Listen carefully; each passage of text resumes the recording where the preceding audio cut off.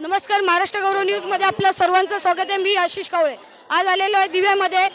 आज शैलेश मनोहर पाटील यांचा वाढदिवस आहे. वाढदिवसाच्या निमित्ताने मोफत धान्य वाटप होत आहे. माझ्या मागे जी नागरिकांची तुम्ही गर्दी बघू शकतात ती बघून घ्या. आज लांबची लांब रांग आहे जी मोफत धान्य वाटप होत आहे.